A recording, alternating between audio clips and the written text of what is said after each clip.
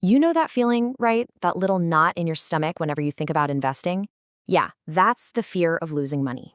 And look, it's something literally everyone feels. It's not a weakness, it's your brain's ancient wiring trying to keep you safe. But here's the big question. What if that very same protection is the one thing that's actually holding you back from real financial growth? I mean, think about it. Why does losing money feel so darn personal? It's just a weird kind of mental math, isn't it? If you gain 1,000 rupees, it's like, cool, that's nice. But if you lose 1,000 rupees, oh man, that feels just awful. It feels like you failed, like a direct hit to your ego. It's never, ever just about the numbers on the screen. Okay, and this right here, this is the whole key. This is the big aha moment. You see, you're not actually afraid of losing the money. What you're really afraid of is losing what that money represents. Things like your safety, your status in the world, or your sense of control over your own life. Once you get that, I mean really get it, you can finally start fighting the real enemy. All right, so if we're gonna conquer this thing, we first have to understand where it even comes from. We've got to dive into the psychology, the biology of what makes our brains so ridiculously allergic to losing. So first thing you need to know, it's not just you. This is literally human nature. There's actually a name for it. It's called loss aversion. And it's this weird cognitive bias where our brains are hardwired to feel the pain of a loss about twice as strongly as the pleasure of an equal gain. It's an old evolutionary feature, okay? Not some personal flaw you have. And that bias is really just one piece of the puzzle. Usually, our fear comes from a mix of these four things. Maybe you got burned by an investment in the past. Or maybe you just feel that heavy weight of responsibility for your family. Or hey, maybe you just can't stand not knowing what's going to happen next. As I go through these, see if any of them, ring a bell for you. Okay, now this is wild, but it's totally true. The part of your brain that processes a stock market drop, it's the exact same part that would fire up if you saw like a predator in the wild. Seriously, it triggers that whole fight or flight response, flooding your system with stress hormones. So is it any wonder we make totally irrational decisions when we're scared? So this really shows the core mental discipline we all need to build. Your brain, by default, just lumps these two completely different things together, a dip in the market and a real physical threat. So your job, our job, as a rational investor is to consciously, deliberately pull them apart. One is just a financial outcome. The other, that's an actual danger to your life. They are not the same thing. This sentence right here, I want you to burn this into your brain. This is your tool. It's a mantra. The next time you feel that panic start to creep in, I want you to say this to yourself. Say it out loud if you need to. This is a financial outcome, not a personal danger. Again, this is a financial outcome, not a personal danger. It's like a mental circuit breaker. It helps calm everything down and brings your logical brain back into the driver's seat. Okay, so we've talked a lot about the why.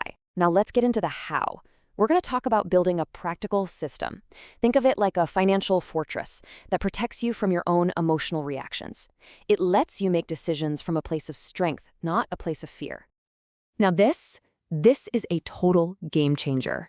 You see, fear just loves the unknown, right? It feeds on those catastrophic what-if scenarios. Well, a loss boundary completely shuts that down. Here's how it works. You decide, ahead of time, the absolute maximum amount of money you are willing to put at risk. And listen, this isn't your entire savings. It's a very specific, separate pool of money that you've mentally set aside for risk. Let's make this super concrete so it really clicks. Take a look at this example. Let's say you've got 5 lakh in total savings. You might decide, okay, 3 lakh is my emergency fund. It is untouchable. That leaves you with 2 lakh. That 2 lakh, that's your risk capital. That's your loss boundary. And you know what this does?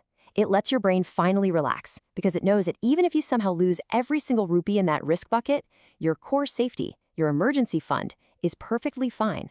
The worst case scenario is totally survivable. Remember, fear absolutely loves chaos.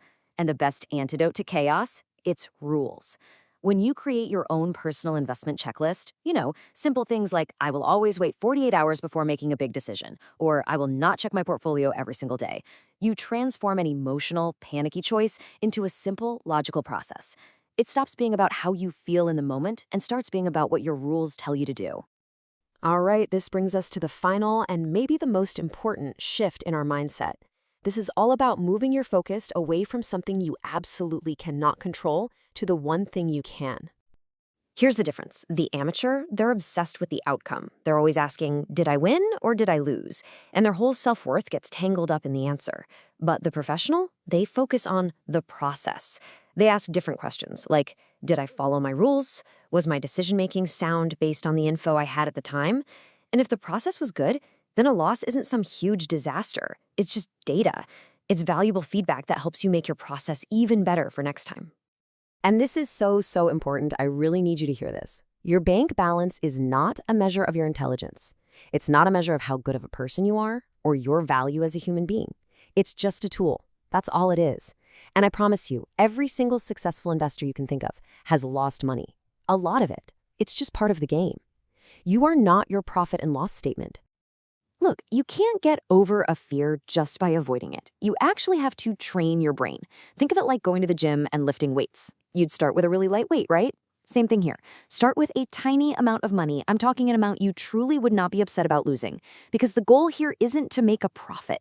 The goal is to simply experience the ups and downs and to teach your nervous system that a small loss is fine. You survive. Life goes on. It's not the end of the world. And that brings us to the final and I think most powerful idea of all. It's one that kind of flips this entire conversation on its head. See, we spend so much time and energy worrying about the cost of making a mistake that we completely forget to calculate the cost of doing nothing. So here it is, the ultimate mental shift. I want you to stop asking, what if I lose money? And start asking a different question. What is the cost of never taking a risk? What is the guaranteed loss from inflation eating away at your savings, from all the missed opportunities? What's the cost of standing still because you let fear keep you on the sidelines forever? Now that is often the far, far greater risk. So I'm just going to leave you with that to think about. We've clearly established that doing nothing, being inactive, it's not free. It has a very real cost.